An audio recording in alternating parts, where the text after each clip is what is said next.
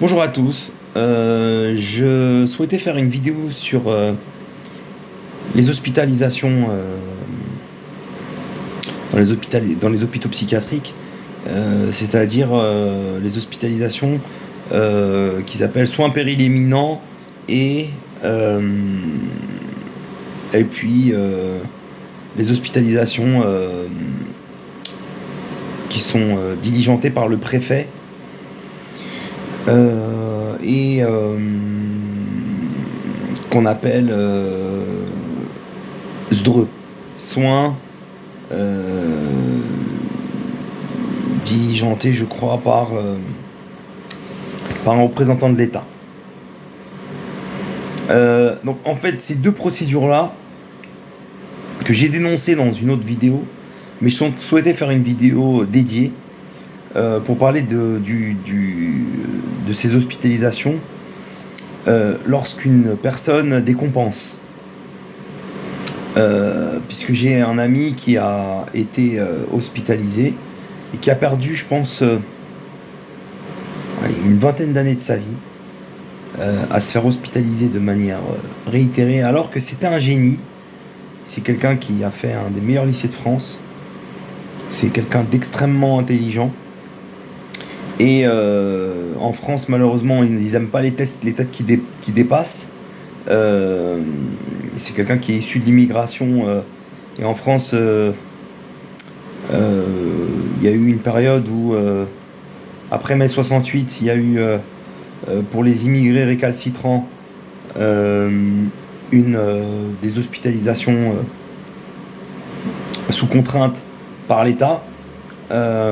Et donc aujourd'hui, je souhaite dénoncer cette psychiatrisation d'État institutionnelle qui touche les minorités visibles, qui ont un quotient intellectuel au-dessus de la normale, que d'aucuns appellent des autistes, Asperger, d'autres appellent des personnes qui sont soi-disant borderline alors qu'elles ne le sont pas, qu'elles ne représentent pas forcément de danger, qu'elles ne représentent aucun danger justement, mais qu'elles gênent par leur intelligence, qu'elles gênent par comment dire, leur dissidence et leur critique de l'ordre établi. Donc il y a deux possibilités, c'est-à-dire que soit en péril imminent, il suffit qu'il y ait deux psychiatres qui signent pour attester lorsque les pompiers leur emmènent un individu qui visiblement souffre de problèmes de troubles du comportement qu'ils ont récupéré dans la rue par exemple.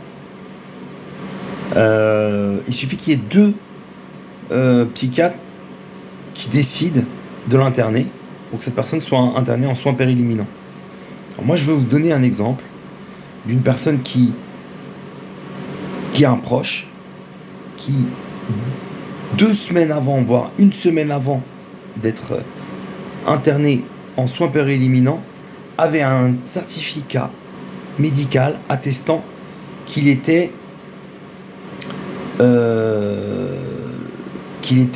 en très bonne santé mentale, c'est-à-dire stabilisé, stable. On appelle ça neurasthénique en psychiatrie. Donc un psychiatre de renom en Belgique, il a fallu aller en Belgique pour récupérer ce certificat, atteste que ce proche, parmi les proches, un ami, allait bien.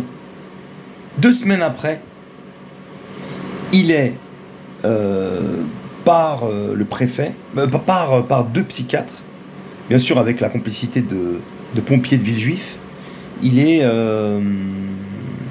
emmené au service d'urgence du Kremlin-Bicêtre, où un psychiatre qu'il avait déjà vu et qui avait initié, parce que c'est toujours le même, il est d'origine étrangère, mais c'est un détail. Même si ça en est pas un, il s'agit d'une autre affaire, on va pas rentrer dans le détail, mais voilà, c'est le même psychiatre qui, pendant une dizaine d'années, voire une quinzaine d'années, a été l'initiateur du premier certificat médical qui pousse à ce que cette personne aille au service d'urgence de l'hôpital Paul Guiraud à Villejuif, qui est une usine de psychiatrie.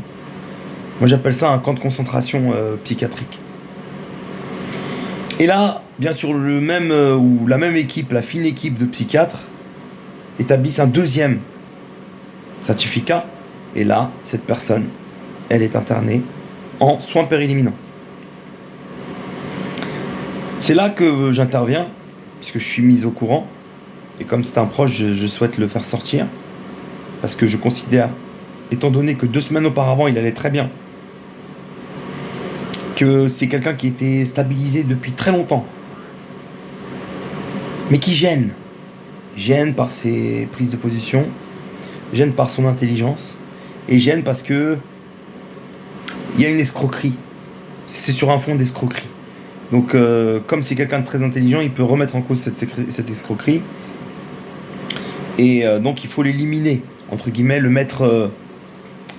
certaines personnes qui ont escroqué sa famille souhaitent le mettre sur la touche pour pouvoir entériner l'escroquerie. C'est là où j'interviens.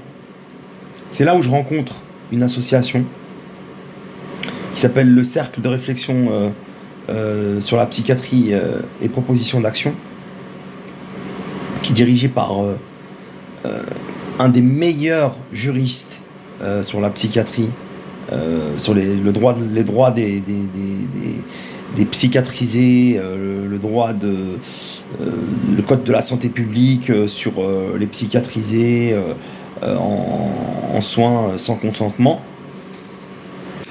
et en soins sous contrainte. Et c'est là où je me fais former par ce juriste, cet éminent juriste que je salue par ailleurs, qui a participé à ma formation en sciences juridiques, en particulier sur le code de santé publique appliqué à la psychiatrie, parce que c'est un sujet qui m'intéresse, et que je souhaitais aider ce proche que beaucoup d'avocats ont laissé tomber, parce que je les ai vus plaider, ils plaidaient pas. Pour eux, pour beaucoup d'avocats, pas tous, j'en ai rencontré une excellente, elle se reconnaîtra, qui est partie voir ce patient carrément à l'hôpital psy de Paul Guiraud, qui est parti le voir alors qu'il était en isolement, et donc je la salue parce que c'est très très très rare, pour le signaler, que des avocats aillent mouiller la robe entre guillemets pour aller rencontrer des patients psychiatrisés. En général, ils se désintéressent du sort des psychiatrisés, et c'est grave, c'est dommage. Et ce désintérêt sur la psychiatrisation, mais il est également médiatique. C'est-à-dire, il y a très peu de journalistes qui traitent ce sujet. Et en discutant avec une présidente de cour d'appel qui traite des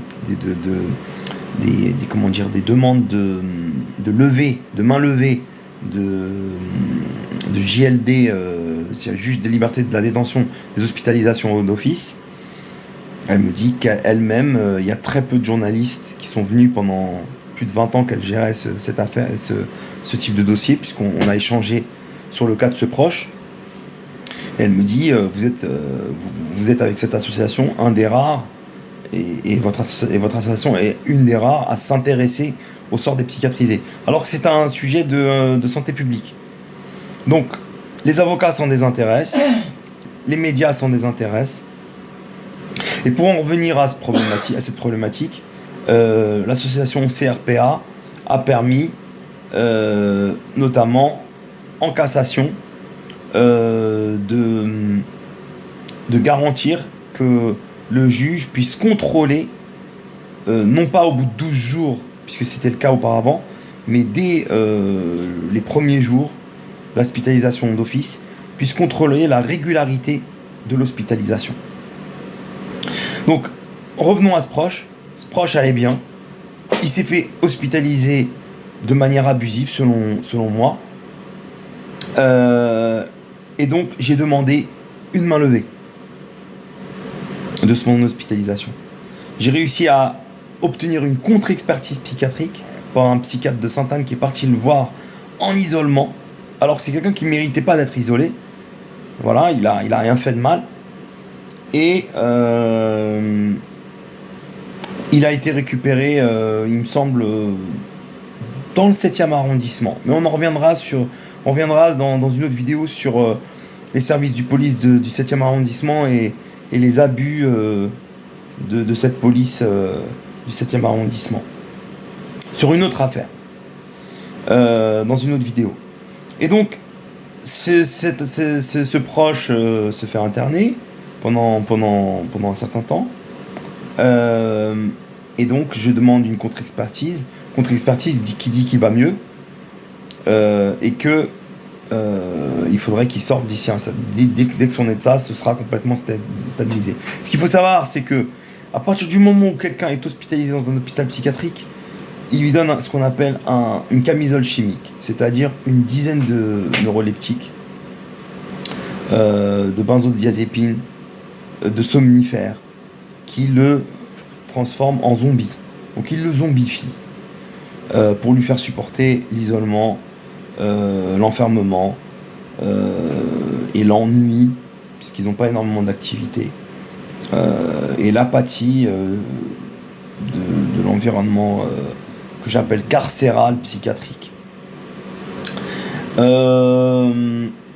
Après avoir remué ciel et terre, avoir porté plainte directement contre ces psychiatres, contre 2 psychiatres notamment, même 3 d'ailleurs, de l'hôpital psychiatrique Paul Guéraud, et d'avoir invoqué le protocole d'Istanbul, qui a été ratifié par la France, qui lutte contre les tortures psychiques, notamment en environnement psychiatrique.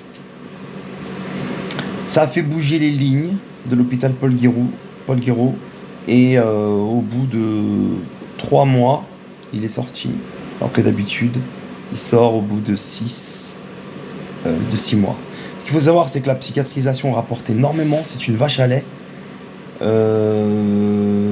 Un psychiatrisé, ça rapporte entre 15 et 30 000 euros par mois à un hôpital, en frais d'hospitalisation. Et il faut savoir qu'il suffit qu'il y ait deux psychiatrisés dans un service pour faire vivre, pour payer le salaire des infirmiers, des psychiatres de ce service. Il en suffit de 2, voire 3. Donc c'est un business, n'ayons pas peur des mots. Et ensuite, l'expérience que j'ai, c'est que en Belgique, on ne donne pas 2 neuroleptiques aux patients, alors qu'en France, on peut prescrire 2 neuroleptiques aux patients. Donc on est vraiment sur de la camisole chimique.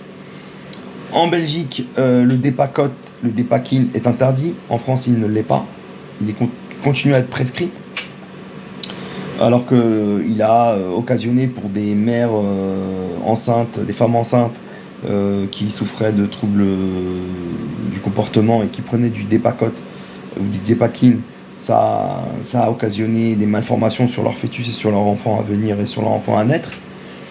Donc il y a une collusion des genres et une collusion entre le monde pharmaceutique, le Big Pharma et la psychiatrie. Donc je tenais à faire cette vidéo pour dénoncer cette psychiatrisation institutionnelle d'État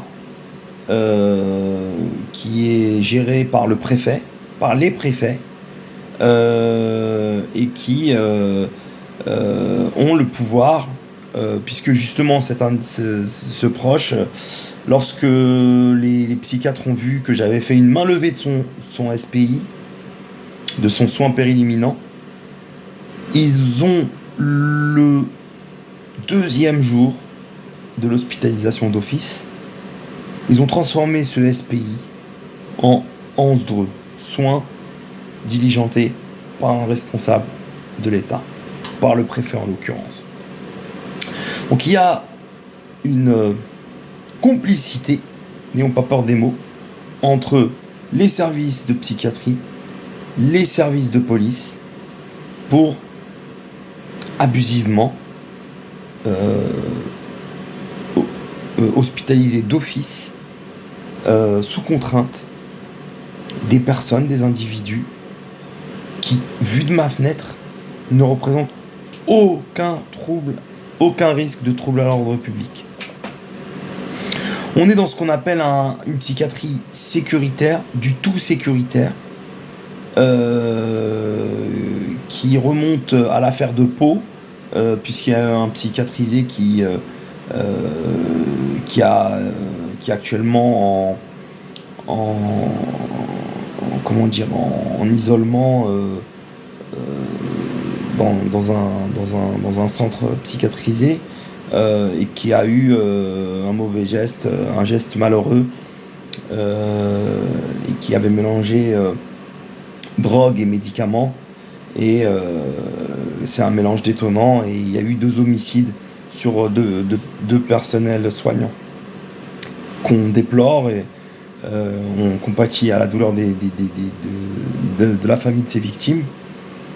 Mais depuis cette affaire de Pau, qui était sous la présidence Sarkozy, il y a ce qu'on appelle un verrou sécuritaire sur la psychiatrisation.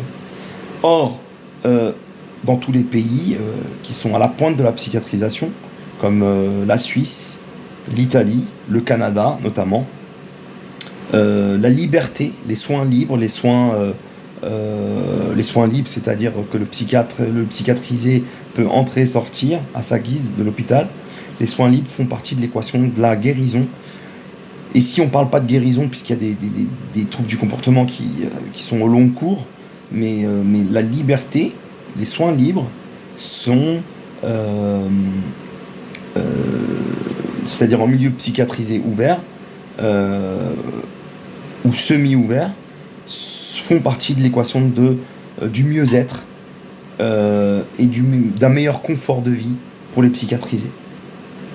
Donc je tenais à faire cette vidéo pour que justement, lorsque j'avais évoqué cette psychiatrisation et les abus de droits, des droits fondamentaux, du droit au consentement, du droit au choix du psychiatre, le fait qu'il y a des abus sur l'isolement, contention en France, qui sont en train d'être petit à petit d'être un peu plus humanisé, puisque le juge maintenant peut contrôler dès le premier jour la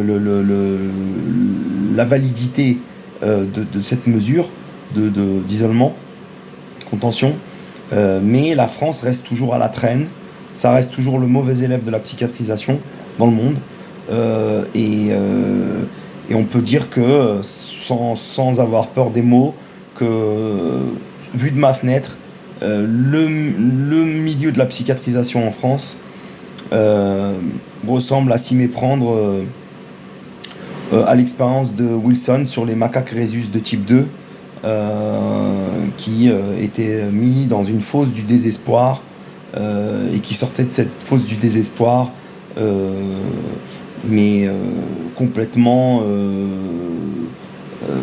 introvertis, complètement dérangés. Et en fait, la psychiatrie actuellement fait empirer le pronostic vital et le confort de vie des psychiatrisés. C'est-à-dire que non seulement elle impose une camisole chimique, mais elle détériore et elle fait empirer les troubles du comportement. Si un psychiatrisé a des troubles de comportement mineurs, la camisole chimique, plus cet isolement, ces soins abusifs, ces hospitalisations d'office à répétition qui durent des décennies, parce que ça rapporte, et qu'aujourd'hui on est sur une psychiatrisation avec des soins à l'acte, et donc un hôpital psychiatrique, c'est devenu quelque part un centre de profit qu'il faut rentabiliser. Donc la collision Big Pharma, psychiatrisation de soins à l'acte, et le triangle avec ce droit sur l'hospitalisation d'office qui est un verrou sécuritaire institutionnel, ce triangle infernal met le patient en péril. Et il est temps que les patients psychiatrisés reprennent le pouvoir, à l'instar des patients psychiatrisés aux États-Unis qui ont dénoncé les abus de camisoles chimiques du Big Pharma et des psychiatres. Ce sont des mauvaises pratiques et qui ont pris la direction d'un certain nombre d'hôpitaux psychiatriques aux États-Unis afin de faire avancer les droits des psychiatrisés. Je vous remercie. Je vous invite à consulter le site CRPA, Centre de réflexion sur la psychiatrisation et les propositions